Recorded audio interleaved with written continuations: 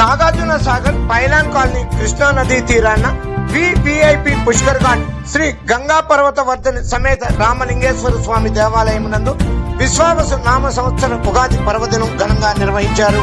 ఈ సందర్భంగా ఆలయ ప్రధాన అర్చకులు బ్రహ్మశ్రీ జూనూతుల సుధాకర్ శాస్త్రి గారు, వేద పండితులు శ్రీ జూనూతుల త్రివేది గారు ఆలయంలో విచ్చేసిన భక్తులకు విశేష పూజలు నిర్వహించారు.